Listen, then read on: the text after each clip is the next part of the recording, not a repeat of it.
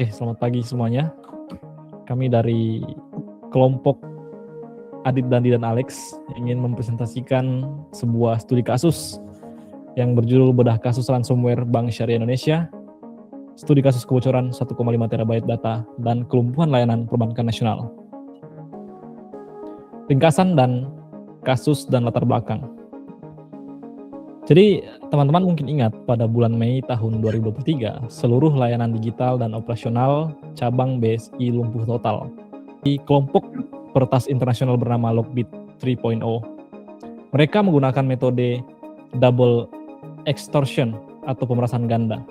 Artinya mereka tidak hanya mengunci sistem bank, parameter utamanya volume eksplorasi, total 1,5 terabyte data sensitif yang berhasil ditarik keluar dari jaringan internal bank selama periode libur lebaran tahun 2003.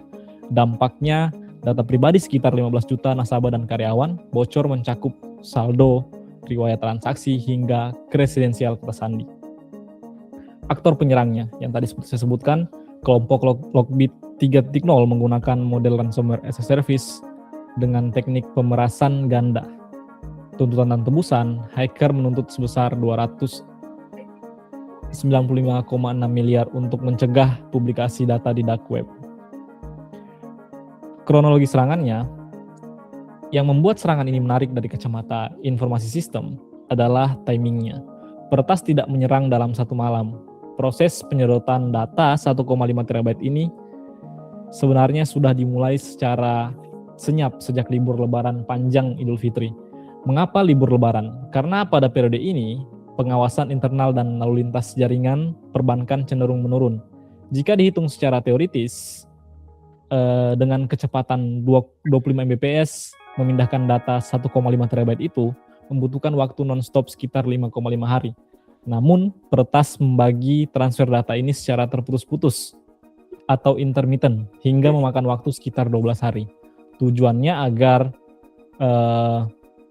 data ini tidak terdeteksi anomali trafficnya oleh Intrusion Detection System atau IDS milik BSI. Baik, selanjutnya masuk ke aktor dan modus. Jadi, sindikat Lockbit 3.0 itu menggunakan double extortion atau enskripsi data sekaligus untuk mengancam publikasi data rahasia. Selanjutnya ada RAAS model yang untuk memanfaatkan toolkit canggih untuk mempermudah afiliasi untuk menjalankan serangan. Dan yang terakhir ada target finansial, yaitu untuk fokus pada sektor dengan ketergantungan tinggi pada uptime system. Selanjutnya ada analisis kecepatan eksfiltrasi. Jadi total durasi eksfiltrasi terjadi selama 12 hari. Waktu transfer real, hacker membagi proses transfer data secara berkala atau intermittent untuk menghindari deteksi intrusion detection system atau IDS. Apa yang dilakukan hacker? Jadi yang pertama, hacker mengeksploitasi protokol RDP yang terbuka dan kampanye phishing untuk menanamkan malware awal pada perangkat karyawan. Selanjutnya ada lateral movement, yaitu untuk bergerak di dalam jaringan menggunakan tool seperti Mimikatz untuk meningkatkan hak akses atau privilege exclusion hingga menguasai Active Directory atau AD. Selanjutnya, menyalin 1,5 TB data sensitif ke server komando atau C2 secara bertahap selama 12 hari untuk menyamar sebagai traffic normal. Nah, dan selanjutnya ada enskripsi dan pemasaran, yaitu untuk melumpuhkan volume shadow copy atau VSS untuk menghapus cadangan, lalu menginskripsi database utama untuk mengunci seluruh layanan bank.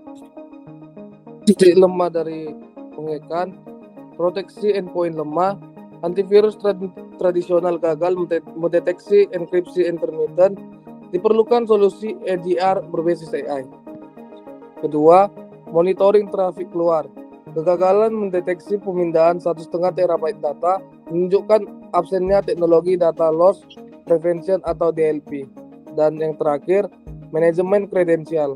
Eksploitasi Active Directory membuktikan lemahnya implementasi Least Privilege Access dan MFA.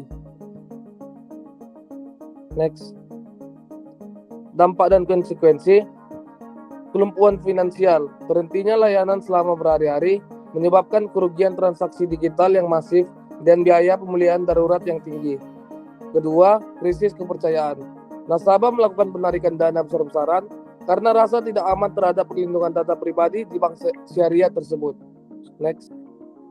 Matriks solusi dan rekomendasi. Komponen keamanan akses jaringan, protokol RDP terbuka, rekomendasi atau solusi, implementasi MFA berbasis FIDO and VPN aman. Terus selanjutnya, manajemen akses, kerentanan Active Directory, adopting ADN prinsip akses minimum. Yang selanjutnya, arsitektur backup, celah kerentanan penghapusan shadow copy, rekomendasi backup terisolasi fisik. Selanjutnya, deteksi malware, celah kerentanan enkripsi tak terdeteksi, solusi, implementasi EDR atau XDR berbasis AI. Sebagai penutup kasus ini, menjadi wake up call atau peringatan keras tidak hanya bagi BSI, tetapi seluruh infrastruktur cyber di Indonesia. Solusi yang mungkin bisa diterapkan nantinya adalah arsitektur Zero Trust, di mana tidak ada pengguna yang dapat dipercaya secara default. Jadi perusahaan wajib menerapkan pengerasan pada Active Directory, beralih ke proteksi AI dan EDR, serta memastikan data backup tersimpan secara terisolasi. Keamanan cyber bukan sekedar soal firewall, tetapi soal monitoring adaptif secara real time. Ada quote yang dikutip dari analisis ketahanan cyber nasional. Keamanan cyber bukan lagi sekedar biaya teknologi, melainkan fondasi utama kepercayaan nasabah di era digital. Kasus BSI adalah alarm keras bagi seluruh infrastruktur informasi vital nasional. Sekian dan terima kasih.